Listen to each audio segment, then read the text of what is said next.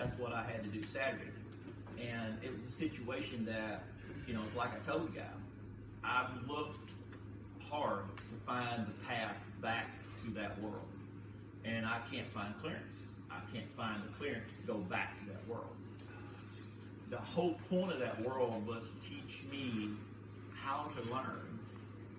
But as I've said, teaching is of no value unless you teach in return.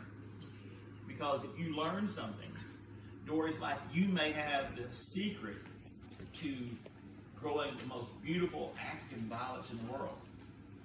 But yet, if you don't share that secret, especially with somebody else that you know is struggling with it, you realize that you are now worse than somebody because now you hoarded that information, which is what we're going to talk about. We're going to talk about, it's called concerning sowing and reaping. But the principle is that we have to understand something, that these things that we've heard all of our life have a meaning. So AJ said something a while ago, and remember, here's these things that I want you to always walk around and run these filters through your mind. Point is what's the point of each journey?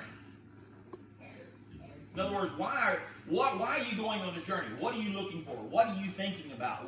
What's your mindset? Or are you just walking around aimlessly? So your destination. So if you consider your destination in everything that you do, Chris, now you change your mindset to a goal, to an ambition. So in other words, if the Bible talks about running our race, it talks about what are we doing with this life. And this ambling around, walking around, and just having no existence, that is no existence. That's just, we're no worse than cattle. We're no better than cattle, should I say. But the thing is that, so basically, for me, in spirituality, I consider spirituality not a 1 hour a day, 1 hour a week. And think about this thing, even in your spirituality, when your 1 hour that you devote to God, and you're sitting there talking to somebody else on your phone, or you're doing all these things while you're in church, and really, Carrie, why are you here? Think about that thing. Why are you here? What are you expecting to gain from this? Where's your mind at? The whole point of church is a sacrifice. It's a sacrifice. It's like Amber and I was talking about. She said, well, why you do the church and stuff like that. The church is what I do as a form of sacrifice to get where I want to get. In other words, AJ, I want to have a different life. I want to be able to thoroughly enjoy what time I have left. That is not unscriptural. Matter of fact, that is the essence of spirituality and Christianity, under spirituality and all these things, is to be able to enjoy this moment. Because the opposite of enjoying your life is what? Think about it. So then either you are A, on the path to enjoying your life, or B, you're on the path of completely just going further down that hole of just, it's getting worse, getting worse, it's getting worse. You make the choice. So if somebody walks up to you and tells you some bad information, what do you do with that? Think about this thing. So think about it, Art. If I walk up and I say, hey man, you remember that thing you wanted me to do your boat? Yeah, man. Well, I kind of, drilled a hole in the bottom of your boat. And now you got a big hole, and you're going to go get it fixed up. I'll see you. I love you. Talk to you later. You leave. You have this choice with how to handle this information. You can either A, do like my daddy did when I decided I was going to help my daddy out because my daddy left a chainsaw at the house. He should have known better than leaving a chainsaw with me at my house. And he'd been trying to cut this tree down. Well, my daddy had a chainsaw. There's a tree. Me and chainsaws and trees, they're like made for each other. I'm ready to cut something. And so I'm thinking about cutting this tree down. So he's not there. I'm like, yeah, I get to play with chainsaw now. Daddy wouldn't let me play with chainsaw. So, well, he don't know. I ain't going to hurt him except he'll see the tree. I didn't think about all that. So needless to say, I go up there, Amber, and I fire this chainsaw up. I'm start cutting on this thing. And as I'm cutting on this thing, I'm looking around there and I'm watching it, and I just, kind of had an idea of how to do it. I watched some tree guys do it. back for YouTube and all that, so I kind of watched guys how to do it and how these things you do it. And all of a sudden, I finally got it going, and all of a sudden, it started falling. And I'm like, oh, I never considered the direction it's going to fall. And understand this, a tree will always fall where you don't want it. Will always. It is its nature, especially if you're doing something wrong. If you're doing something wrong, it is the nature of things to go wrong. Because, again, remember when we talked about it not long ago, about how when we're doing things as Christians, all right, why am my life suck? Why am I always having this thing? Well, God is trying to get you going back in the right direction, so the only way He's going to do this is through punishing you, through correcting you. We take that punishment and correction, well, we're in trouble. This is God's way of saying, well, you ain't going to listen no other way, so listen now. So, I cut the chainsaw, cut the tree down, all of a sudden it starts falling, and I look, and there's Daddy's boat. And it lands. Big old end goes right to the bottom of the boat. See, I never considered the principle of sowing and reaping. The other thing is, there's this principle called invitation. Well, definitely that. It's called invitation. So in other words, AJ, when you want to go and you pray, we invite you to our presence. If you think about this thing, we don't really consider the invitation to God in our presence. Do you remember the precept that was taught as kids to vampires? If you've ever had this phobia of vampires, you learned the most powerful weapon against vampires was not the crucifix. Don't invite them in. Garlic werewolf. Huh? Don't invite them in. Don't invite them in. If you knew to not invite them in, guess what? They had no domain. So that being said, is spirits. Now the thing is that wasn't just a Hollywood thing. That was a principle. And so what would happen is that the vampire would always do what to your mind? Play with you. Cast images. It would appeal to you for whatever reason he would try. But you understand that is a spiritual principle. So the thing is that when we all consider these things of what we're doing, so let's back up a second. We talked about this. The point of this journey is our destination. As a Christian, it should be our destination of eternal life. Yes?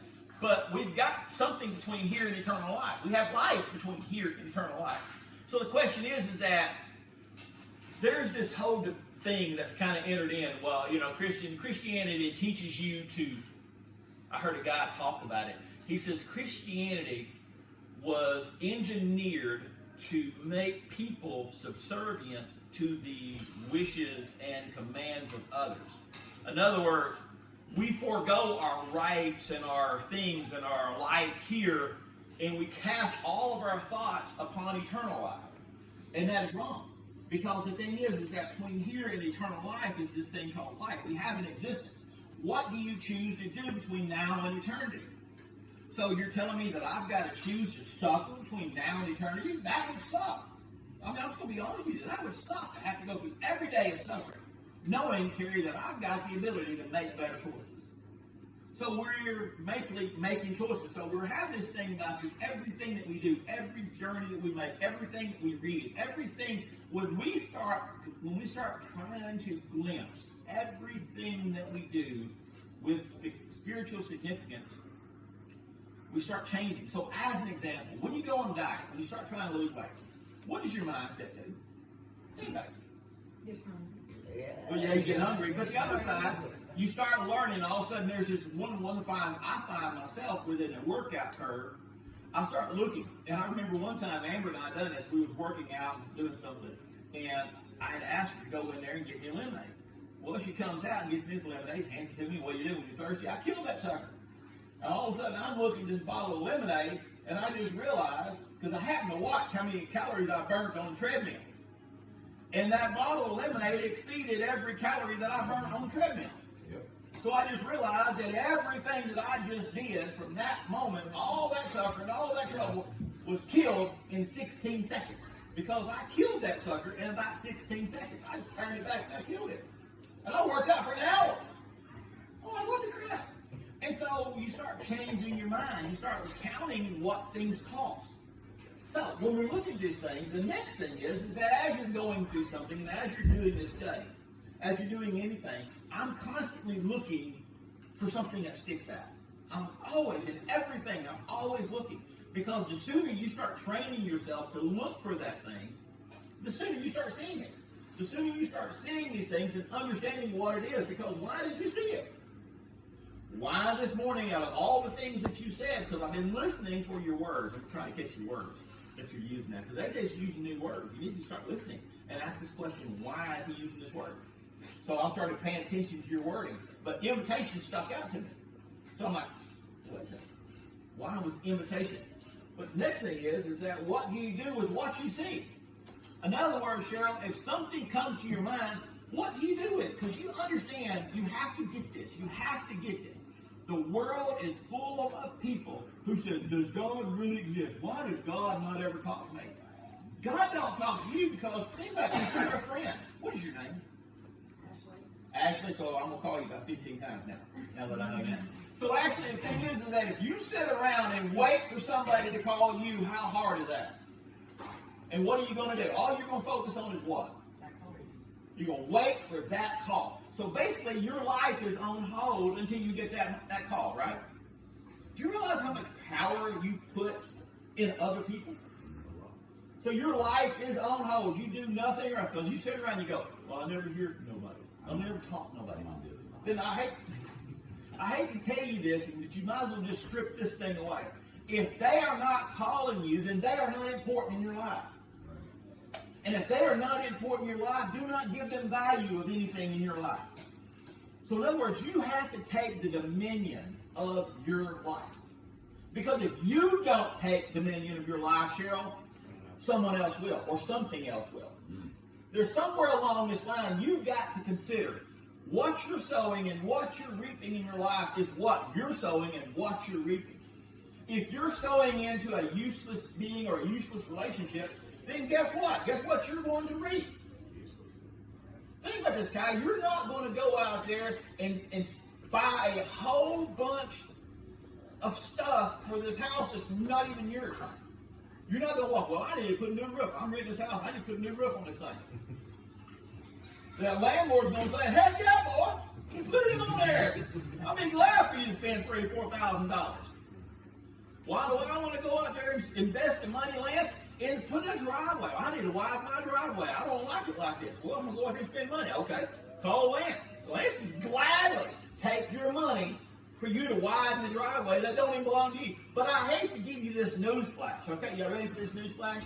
Do you realize nothing belongs to you? Do you realize the only thing that you owe, the only debt that you owe, the only thing that you will ever own is the fact that you are going to die? That's it. That's it. If you sit there in Proverbs, it talks about, Ecclesiastes. It says, what good is it that a man works his entire life, accumulates all these things, Dory, turns around and gives them to kids that ain't never had to work for them in their life, ain't never cared about them, and then what? See you. One thing is that, who is Gloria Vanderbilt's son? That he's that newscaster? Anderson. All right, do you know what his mother did to him? It's a great thing, and he talks about it. They're part of the what, Gary? He didn't get anything. He earned everything he got. No, what I'm saying, huh? She just he didn't get any money from her. Nothing. He got absolutely nothing. That's my point that I'm getting at. Gave him nothing. Your world is your choice. You make your world. You make your world.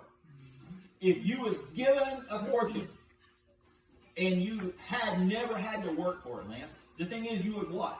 Not value it. Why? Because you've not worked for it. You've not built it. But say all of a sudden now you decide you're going to spend all your time and all your energy on building this fortune. And all of a sudden you've built this fortune, you've lived your whole entire life on building this fortune, building this life, then all of a sudden everything you work for, everything you've done, at the end of this life, guess what? You don't own it. You don't take it with you. So you realize you've spent all this time.